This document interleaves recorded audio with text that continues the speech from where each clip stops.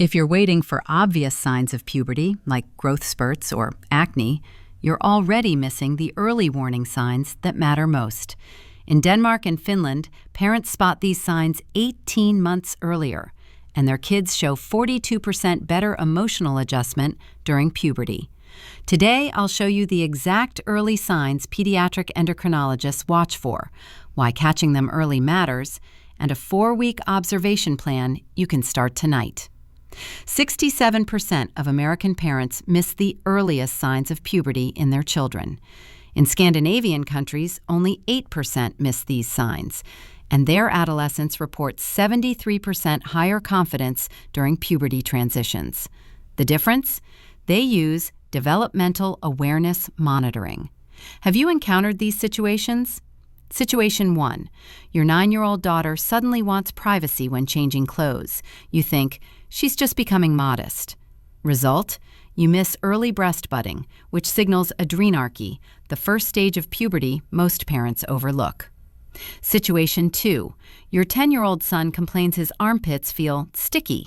You say, take a shower more often. Result?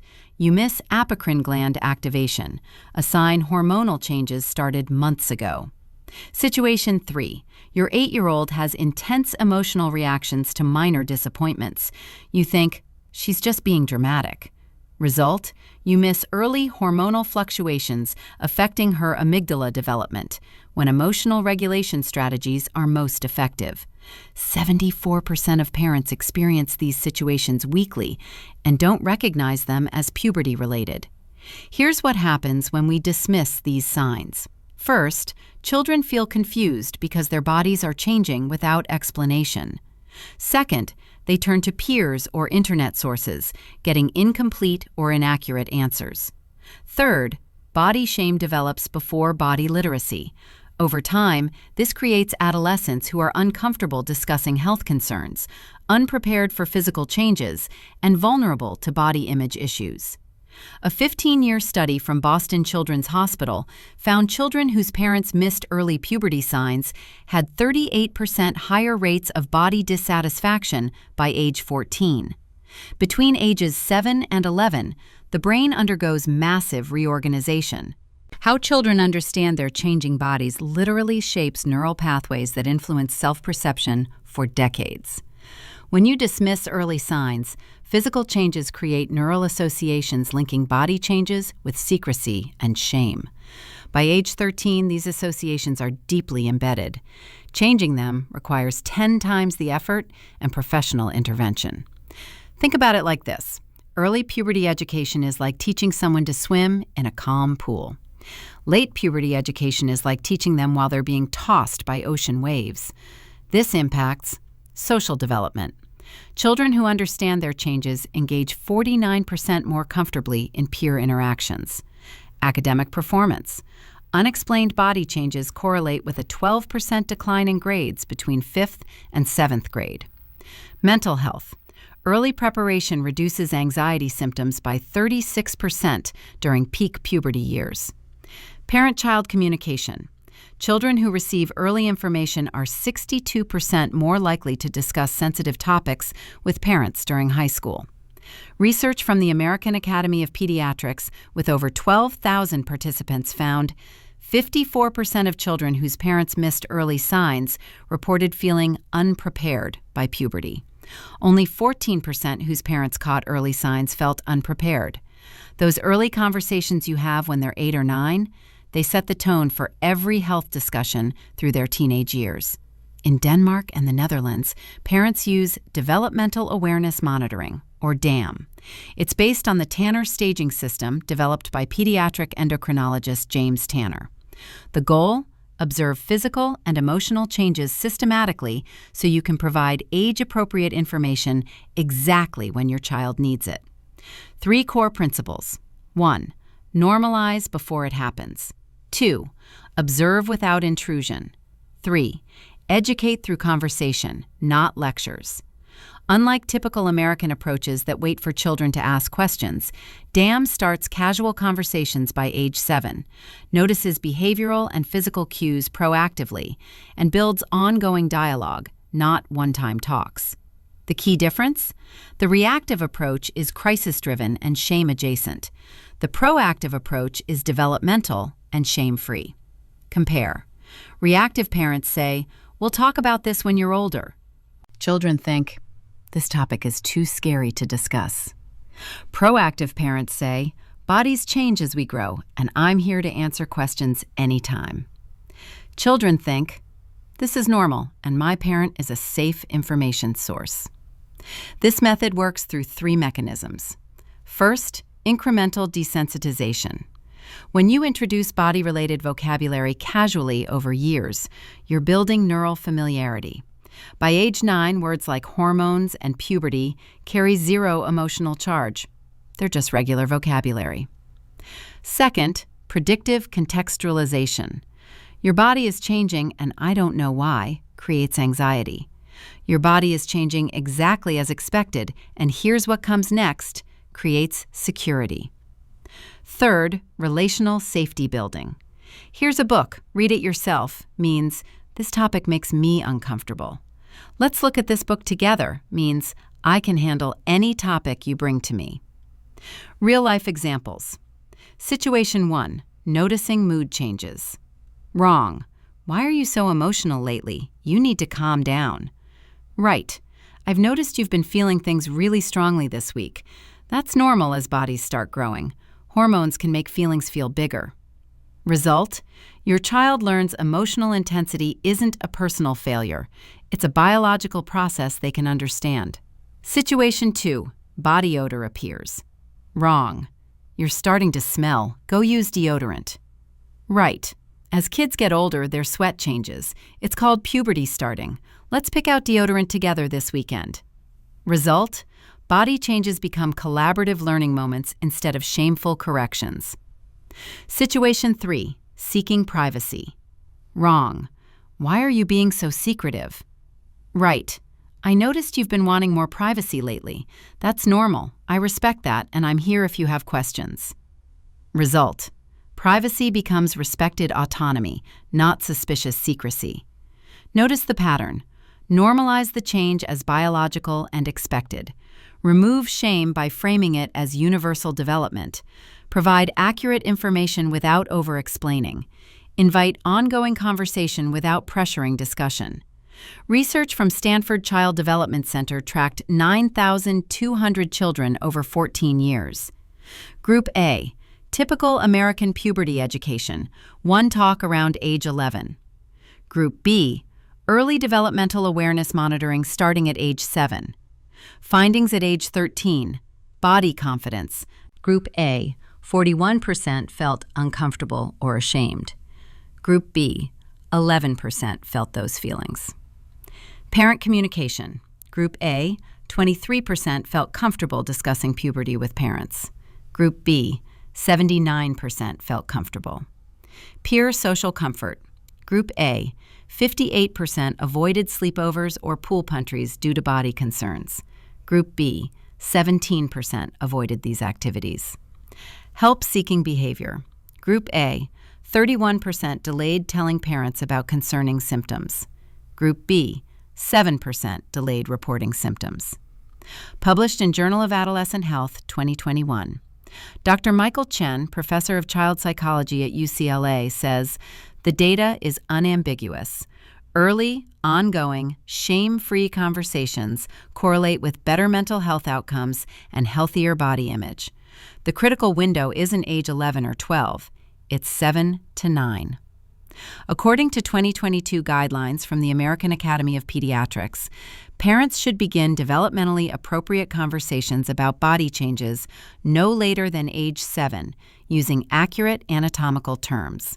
Waiting for children to ask questions often results in missed opportunities. International comparison. Netherlands adolescent body satisfaction, 76% satisfied. United States, 44% satisfied. Dutch teens show 39% higher willingness to discuss health concerns and 52% lower anxiety related to physical development. Parent testimonial. Rebecca Thompson, mother of 3 in Portland. I started casual puberty conversations when my daughter was 7. By 9, when she noticed breast budding, she came to me without embarrassment. Now, at 13, she asks me health questions her friends are too embarrassed to ask their parents. A survey of 4,700 parents who transitioned to early awareness methods. Within 3 months, 84% noticed increased child comfort asking body-related questions. Within 6 months, 79% noticed decreased sibling teasing about body changes. Within 1 year, 91% said, "I wish I'd started these conversations earlier." Most common reaction: "I was terrified to start, but my child's matter-of-fact response showed me I'd been projecting my own shame."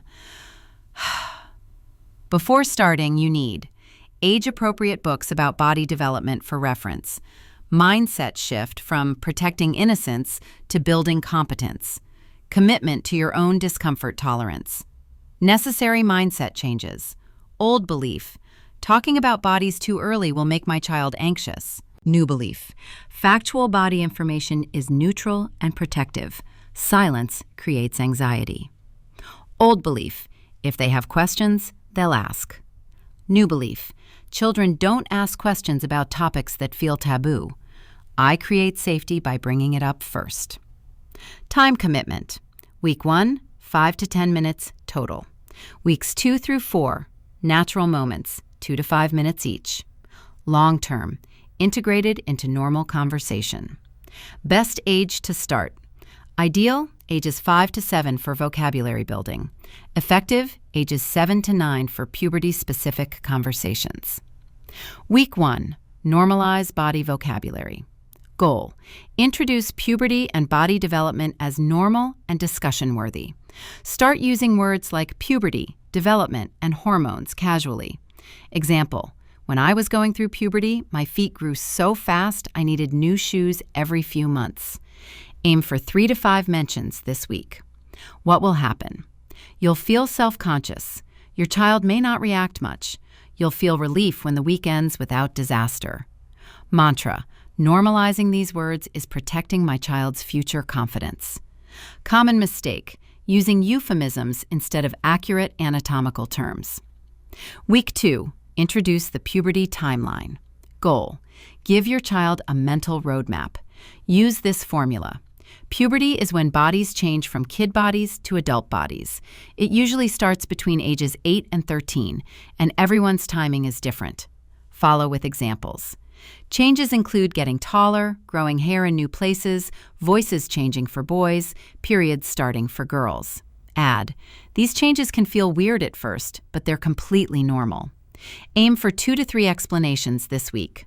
Mantra, I'm giving my child the gift of preparedness, not fear. Common mistake, giving too much information at once.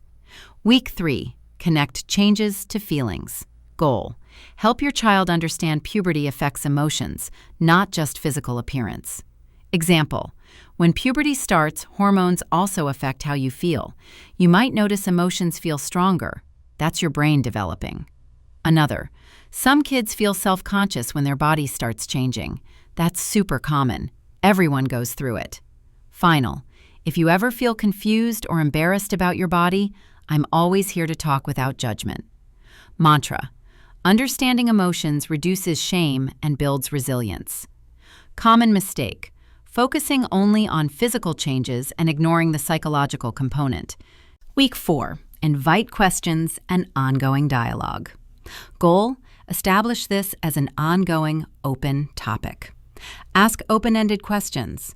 What have you heard about puberty from friends? Is there anything about growing up that you're curious about? Have you noticed any changes in your body or feelings? This shifts conversation from you controlling information to them driving curiosity. When they ask something you don't know, say, "That's a great question. Let me look that up so I can give you an accurate answer." Mantra, my child's curiosity is healthy and I'm a safe place for answers. Common mistake, asking leading questions that shut down honesty. Integrating into daily routines. Morning, child needs new shoes because feet hurt. Wrong. Okay, we'll go shopping. Right. Growth spurts are one of the first signs of puberty. Your body's getting ready for a big growing phase. Afternoon, Watching a show where a character is self-conscious about appearance. Wrong. Say nothing. Right. A lot of kids feel like that during puberty. It's hard when your body's changing. It gets easier as you get used to it. Evening. Child asks why their chest or underarms feel different. Wrong. Don't worry about it. Right. That's your body starting early puberty. Totally normal and means you're healthy. Over the next few years, you'll notice more gradual changes. Let's recap. Early puberty signs are being missed by 67% of American parents, leading to confusion and body shame. But developmental awareness monitoring shows children prepared early develop 42% better emotional adjustment and 79% more comfort discussing health topics. The simple formula. Week 1, normalize body vocabulary in casual conversation. Week 2, introduce the puberty timeline with accurate information. Week 3, connect physical changes to emotional experiences. Week 4, invite questions and establish ongoing dialogue. Start today. Tonight at dinner or bedtime, casually mention one fact about how bodies grow and change. Within 1 week, these conversations feel less intimidating. Within 1 month, your child will start asking questions, showing they feel safe discussing these topics with you. If you found this helpful, please share it with another parent. I've included links to age-appropriate puberty books and a free printable conversation guide in the description below. Thanks for listening, and I'll see you in the next episode.